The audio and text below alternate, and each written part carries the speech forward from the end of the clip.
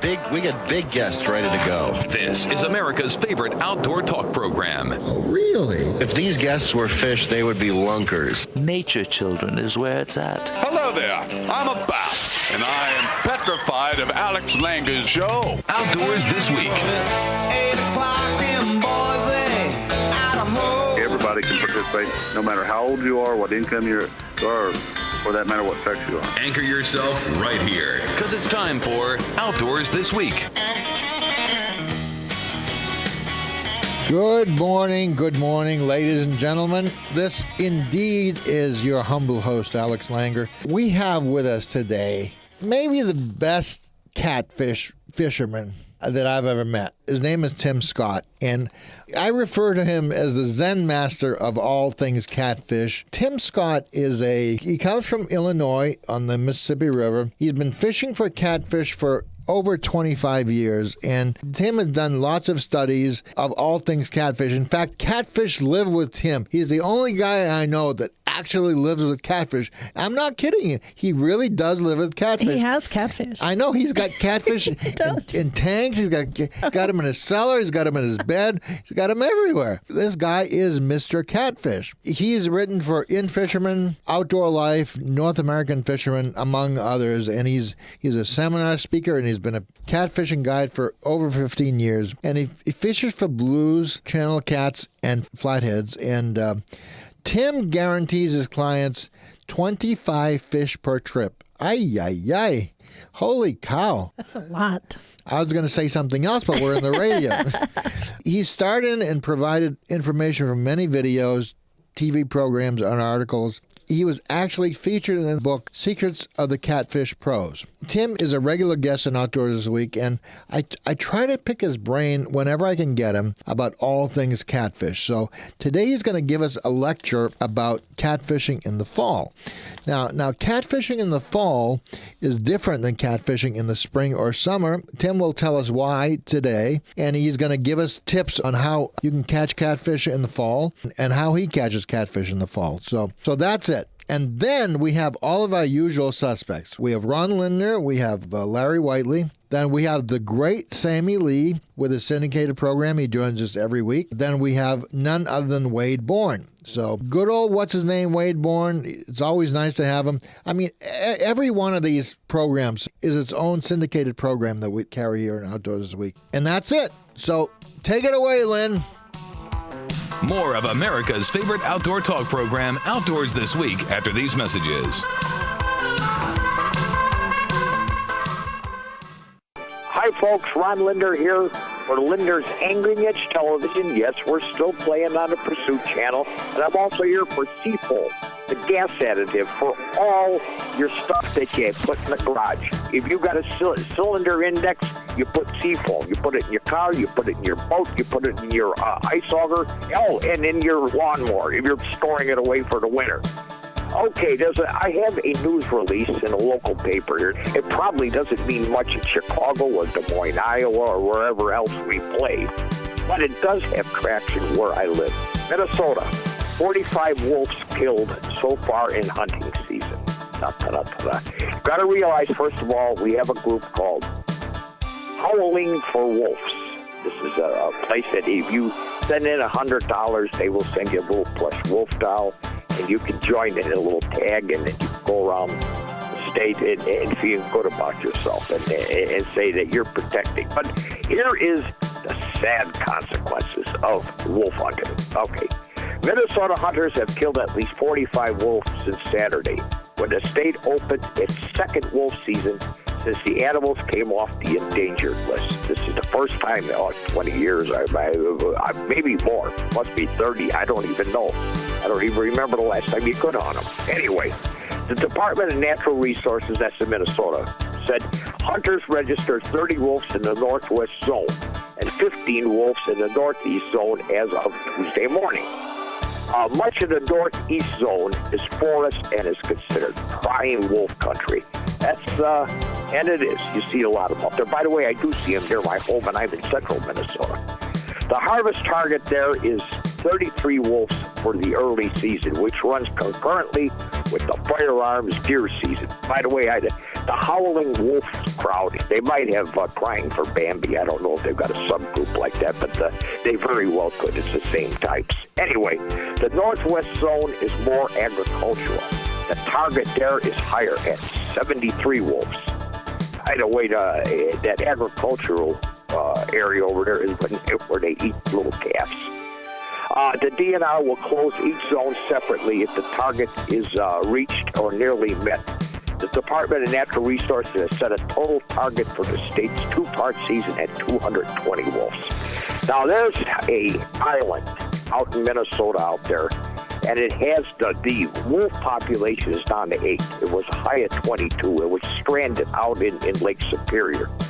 And it's been there for many years. It's been going up. In fact, they've been watching the wolf, the amount of deer or moose out there. And they are isolated unless they cross. If they want to run off, they can run off during the ice period. They can cross over and get to the land. It's 22 miles off the shore in northern Minnesota, out in Lake Superior. So that group of wolves is truly endangered. And sense tells you, well, leave them alone, and you couldn't hunt them anyway. It was a national park. So that shows you just by themselves, there's no hunting whatsoever. What happens is they eat a certain amount of deer, and they eat themselves out of house and home, and then they got problems, and they don't know whether that's going to come back. But we got an awful lot of wolves here. These are timber wolves. These are not the coyotes that you see sniffing around your garbage if you're in southern Minnesota. You don't see them. You generally don't see them. But the wolves, the real wolves, by the way, they will attack. They've attacked the boy here at a campground and bit him in the skull recently or early this year, and of course they knock off calves on a regular basis. Anyway, this is Ron reporting in for not howling for wolves, but maybe sniveling for Bambi. Maybe we're going to get a group. Send me $100 and I'll send you a little Bambi here. That's it for now. See you later, folks. Larry Whiteley and the Outdoor World Report are proudly brought to you by the brand new Rototail, the world's first and only plastic worm with a soft rotating spinner tail. The patented tail generates unbelievable vibration that you and the fish can actually feel just like a spinnerbait or a crankbait. See it at rototail.com. That's rototail.com. No better time coming up on Bass Pro Shops Outdoor World. Have you ever wanted to disappear into the woods? Have you ever wanted to tie your own flies, but never taken the time? Have you ever wanted to speak turkey? Then you belong at Bass Pro Shops. Every week, we offer free skills workshops to help you get started. See the store or go to BassPro.com for more information. Bass Pro Shops. Your adventure starts here. As our weather cools after a long, hot summer, many outdoors enthusiasts' attention turns to hunting or hiking rather than fishing. If you enjoy fishing, fall should be your favorite time of year. There's no better time of year for catching fish, especially catching big fish, than fall. Not only do the fish seem to be very susceptible to being caught at this time of year, the rivers and lakes are much less crowded than during the spring and summer in most areas. As the fall fishing season begins, it's a great idea to re-spool your reel with fresh fishing line. Sometimes we forget to do this, but after spring and summer of fishing, many times new line is called for. Pay attention to the weather and moon to make sure that you're on the water at the most opportune times. Being on the water when the fish are most active makes a huge difference. You'll get more bites by being on the water at the best times, but the catching, well, that's up to you. I'm Larry Whiteley, and this is Bass Pro Shops Outdoor World. Thanks, Larry. And I'm glad he talked about fall fishing because we have with us a guy that we refer to as Mr. Catfish. Mr. Catfish is in the house. His name is none other than Tim Scott. Tim Scott is a professional and highly skilled catfish angler. He hails from Illinois, where he's been fishing for catfish for over 25 years. Tim has studied the zen of catfish, I'm convinced. He's been published in Fisherman, Outdoor Life, North American Fisherman, and other magazines, and he's a much called for seminar speaker, and most importantly, he's a catfish guide. He's been catfishing fishing for about 20 years as a guide. He fished for blue cats, flatheads, channel cats, and Tim guarantees his clients 25 fish per trip. That's kind of amazing in my book. And he has starred in and provided information for many videos, TV programs, and articles. He was featured in the book Secrets of the Catfish Pros, and he is with us today. He is the Dean of the Department of Catfish right here in Outdoors This Week. None other than Tim Scott. Tim, welcome to the show. Well, nice to be here, Alex. How come you didn't show up last week? Well, as luck would have it, I was just about ready to leave to go and talk with you about some catfishing, and I was just finishing up a project, and I was putting together a drawer box, and a nail from a nail gun went awry. Wow. And went right through the palm of my hand. Wow. I'm not going to go any further. That's all I need to know. All right, Tim, let's talk fishing. Tim, what should we be doing in the fall? Well, the fall time, depending on what part of the fall. Now, it's kind of, the fall is kind of a complex scenario. And what happens is, instead of upstream migration, the fall, which I call the preservatory, it's not about packing on weight like everybody talks about. Everybody that talks about fall fishing, oh, these fish got the feed bag on, they're really going to town. Right. That is not true. And I'll tell you why that's not true. For catfish, that's not true. It's not necessarily true for the rest of them either. Let me give you my observation about bass. Sure. Bass do tend to feed a lot during the fall, don't they? Oh, absolutely. Absolutely. There's no doubt they do. But the fall allows you to come in contact with more fish. Why does the fall allow you to come into contact with more fish? The warmer the water, the more space fish need. Yeah. And that's all fish. The hotter the water, the more space they need to be able to eat enough to sustain or grow. Right. The drop in the water temperature slows their metabolism enough that they don't have to worry about other fish in their area. And that's crappie, bass, bluegill, all that. A big catfish, like right now, I've got my whiskers on. I don't have to worry about as many fish eating my food as I did in the summertime because because I need less food, right? They're not going to be as aggressive towards the other fish. They're not, even bass. Bass are aggressive towards each other to a point. Yeah. And you'll notice that it's more about presentation and real estate than it is actually biting each other. Right. They'll do the Mexican standoff. They'll hold certain areas, and big bass will be able to shuffle small bass off their spots. And they do. Yeah. So you got a drop in water temperature, which allows fish to coexist closer together. I mean, any fisherman will tell you that when you're fall fishing, you can actually not do very well if you fish the wrong spot. Now, hold that thought. I'm going to get these catfish, like some bumper stickers that say coexist, all right? Okay. And we'll be right back with the catfish professor, Tim Scott, Dean of the Department of Catfish, and we'll continue this lecture. Hang on, folks. Hey, what do you think you're doing? Don't change that dial. Alex will be right back with more of Outdoors This Week after these messages. Papa was a fishing man. Papa was a fishing man. He loved his cars and his steel guitars. Papa was a fishing man. Ooh, a fishing man. Wow! Hold on to that, and that's a good one since 1984. Tight Lines with Sammy Lee. He's known as one of the best flipping experts in America, but has designed a spinnerbait for foul fishing that's unbelievable. He's Basil Bacon. Hello, this is Sammy Lee. In just a moment, Basil will continue telling us about the Waken Bacon. But first, this message. Attention radio shoppers. You know, the only thing more fun than Tight Lines with Sammy Lee is cool stuff from Tight Lines with Sammy Lee. Visit our website at tightlinesradio.com and check out Sammy's souvenirs. We've got t-shirts, keychains, golf balls, money clips, and all of Sammy's souvenirs come with Sammy's official seal of approval. He only comes around here for the fish.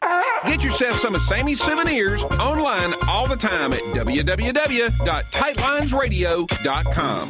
On my last program, 9-time Bassmaster Classic qualifier and 2007 inductee into the Bass Fishing Hall of Fame, Basil Bacon, began telling me about a spinnerbait that he's designed for fall fishing. A bait that's so good, it helped Basil win almost $150,000 during his last 2 years of tournament fishing. What's so good about the new Waken Bacon? Well, for one thing, it's a 3/8-ounce lure that has 2 extremely large copper Colorado blades on it. How big? Well, would you believe a number 5 and number 7 blade? So how does the thoughts of pulling this big bait around all day strike you? Well, if you're not already a bodybuilder, you will be after fishing this thing for a couple of days. But according to Basil, the results can be simply amazing. It really is a phenomenal bait because you can use it sometimes. We just finished a tournament that I did real good in. I ended up second in a Bassmasters tournament using this bait. And I was using it in kind of murky water. The fish were real close to the bank, and I had to put the bait right on the bank and drag it off, and the bait has to make as big a wake on top of the water as it can possibly make without letting the blades break the surface of the water. If the blades break the surface of the water, just reel it in and make another cast. Because in the millions of casts that I've ever made, I have yet to ever break the surface of the water with a blade and then get a bite on that cast. Not ever. And a very good point, I might add. I'll be back with more Tight Lines after this. Is this the biggest fishing breakthrough in decades? It's a revolutionary lure that is the most versatile plastic worm I've ever fished with. Ever see a plastic worm with a tail that spins 360 degrees like a spinner? How does it do that? Be amazed at rototail.com. That's rototail.com. This new plastic worm effortlessly goes through any weeds and thick cover. The unique action created by the spinning tail, along with the versatility that you can use this lure, it's amazing. It puts to shame ordinary plastic worms that either do nothing or just wag back and forth. The tail calls fish from long distances and telegraphs what it's doing back to your rod. The vibration that you feel on your rod tip is amazing. I never would have imagined in my wildest dreams that a soft plastic spinner, you'd be able to feel the thumping as it comes back to you. Makes a great gift. I believe that the Rototail is the next generation of plastic worm. See it work at rototail.com. That's rototail.com. Basil Bacon will continue telling us about his new Waken Bacon and some of the particulars that you need to know to fish this bait correctly next time. So I hope you'll be here. I'm Sammy Lee, and until next time, Tight Lines. Tight Lines, brought to you by HuntMate, the ultimate hunting app for your iPhone. And by UFP, America's leading maker of brake systems for boat trailers. If you like Facebook, you'll love the Sammy Lee page on Facebook. Check out me, Sammy Lee, even more lovable than ever, on Facebook.com. Thanks. Thank you, lovable Sammy Lee. And we are here with the lovable Tim Scott, the professor of catfish in our catfish college. But by the way, Tim, you can have that name, Catfish College. That's an idea for you. Why not? Right. Right. So I mean, they got Bass University. You might as well have Catfish College. Tim Scott is probably the best catfisherman that I know in my life, and he's done all things catfish, and he's been published in Fisherman, Outdoor Life, North American Fisherman, and a bevy of others, and he's a catfish guide. And we were just talking about fall fishing. Now Tim's contention or claim was that fish can stack up a lot closer because they don't eat as much. Tim, is that basically correct? Yes. In scientific principle, okay? Now, let me say one thing. There's no absolute all-the-time rule for fish except for trends, okay? You can look at the amount of fish we'll eat during the summer versus the amount of fish that they'll eat in the fall or the winter, And it is always, the lower the water temperature, the less it is. Right. And it doesn't matter what fish you have in the tank that is outside, in a non-heated shed. It doesn't matter what. If you put 25 fish in there, they're going to eat them relatively quickly in the summer, and they may sit there for a month. Catfish or bass or crappie just simply do not need as much food the colder the water temperature is, just like snakes don't, turtles don't. Right. Frogs, they don't even eat anything all winter. They're all cold-blooded. And a lot of the guys that I take out on fishing trips or, a lot of the articles that I write or seminars that I do, I try to get people to think of these fish as what they are. They're not warm-blooded. They don't necessarily like warm water discharges because the water's warmer. They're simple creatures controlled by their environment and season. Now, let me say this. As far as the bass and crappie and bluegill and all that stuff, being easier to catch because they're closer together, that is still a hypothesis. I have not proven that. But as far as catfish goes, I have proven that because I've had catfish in the outside tank for 10 years, and never once in the fall did they increase their feeding over the previous warmer water.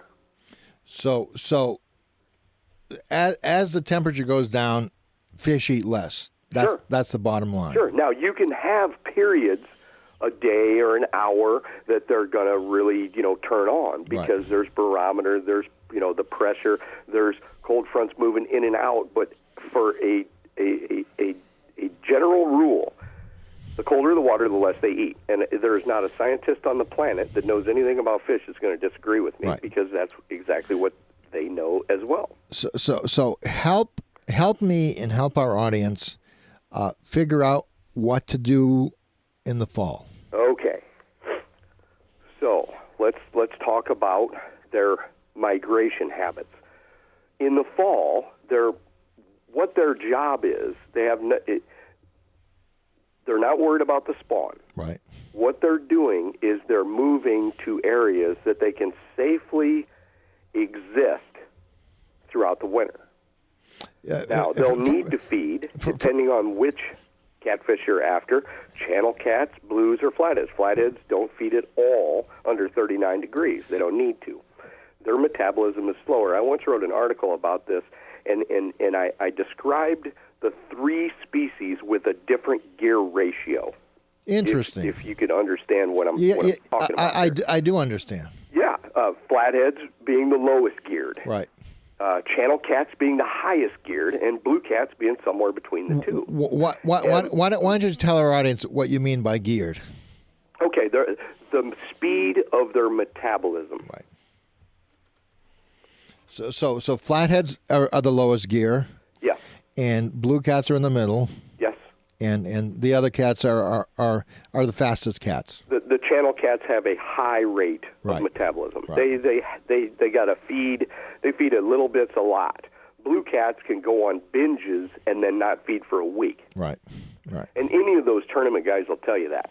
I mean, they'll go to the river. I'll go to the river and say, "Whoa, the blue cats are not doing it today." Now, during the hot part of the summer, during the really warm weather, they're going to need to feed because their metabolism is spiked with the water temperature. Right. Lower the water temperature, the metabolism's lower. But you can come in contact with more fish in a day in that hour or two of activity level, especially in late fall. I fished the James River with Chris Harris, a notable guide, out in Richmond, and we caught 4 50-pounders on the same spot in 20 minutes. What time of the year? It was late November. Really? Yeah. Hold that thought. We're going to go to a break. I don't want to interrupt you, and we'll finish up with another segment. All right, Tim? Sure. Folks, stand by. We have the Catfish Professor in the house, and we're going to continue right after this short break. Don't go away.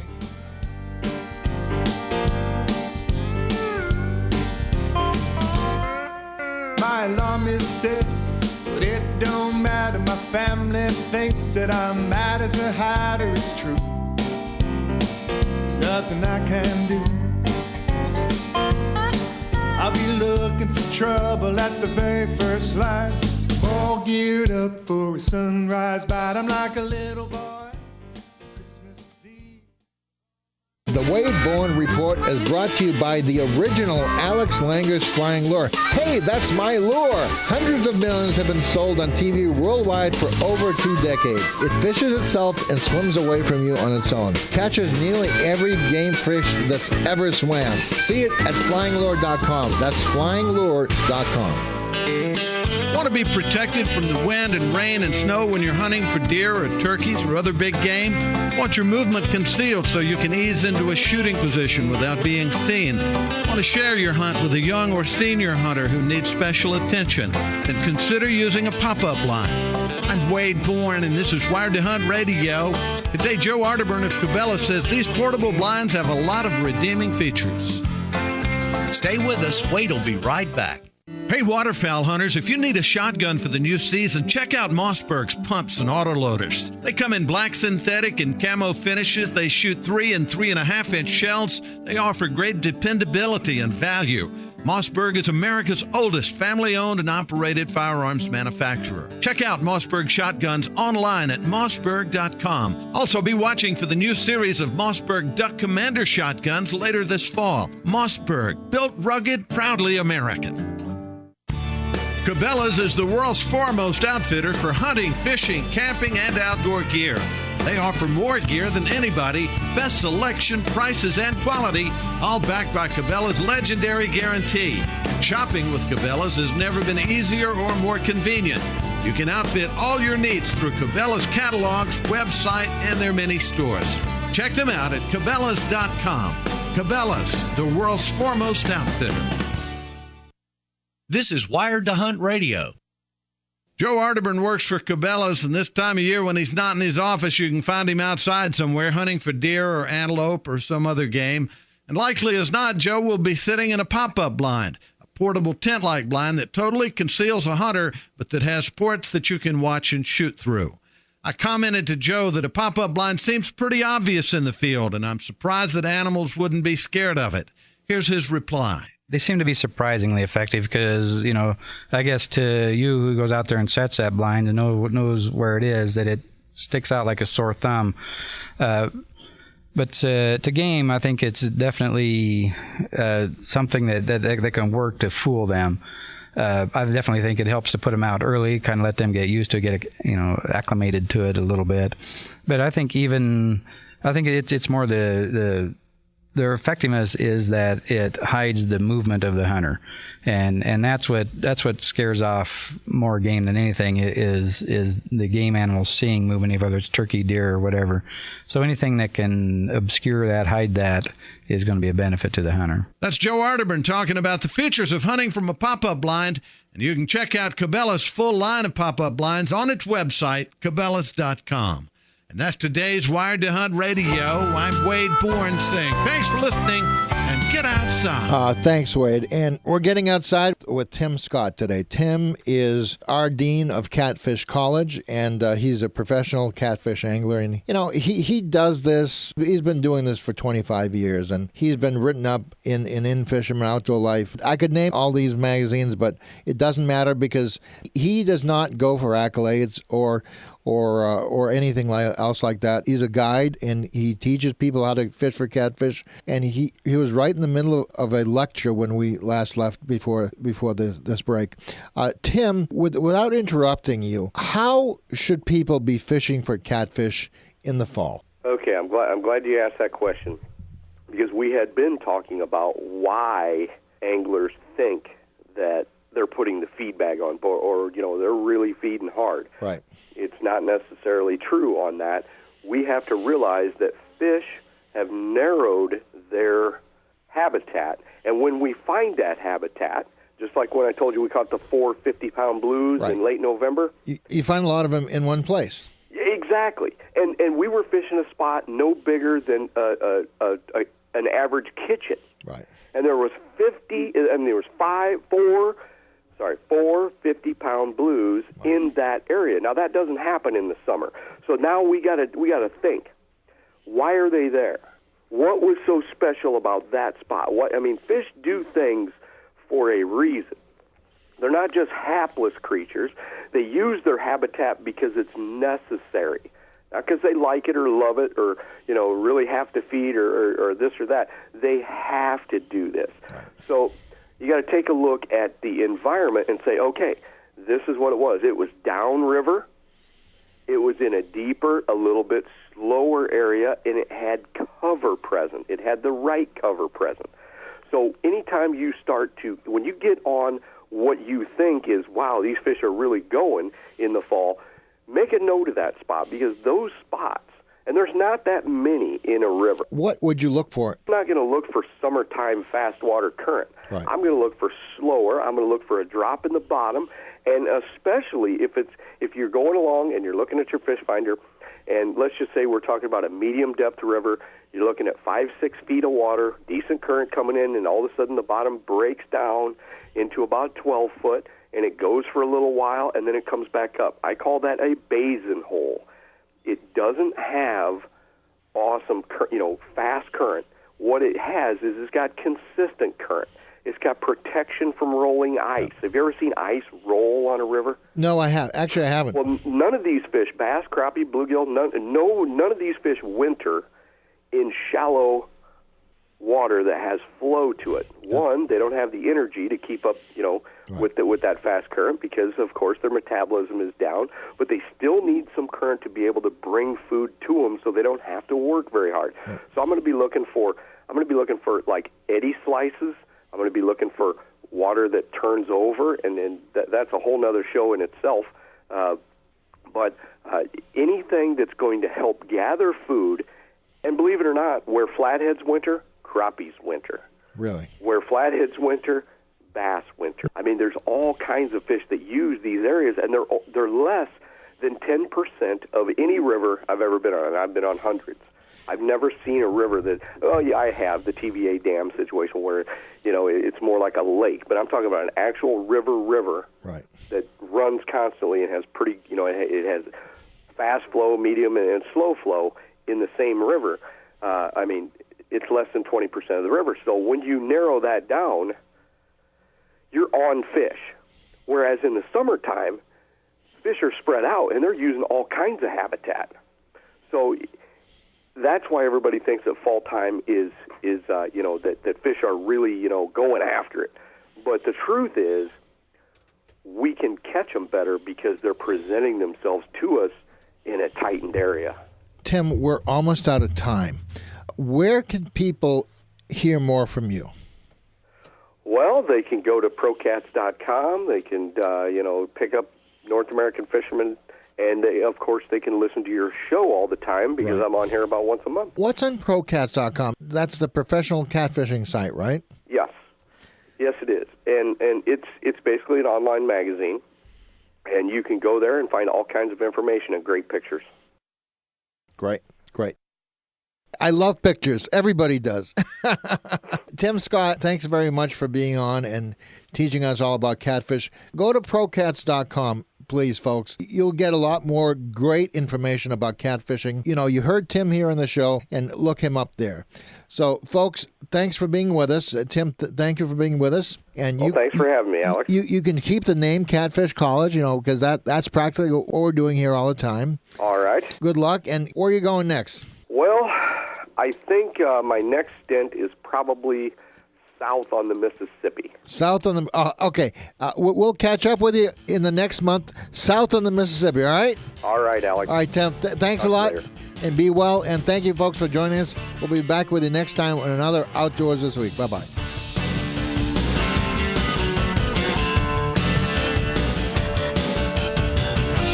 Alex Langer, Outdoors This Week.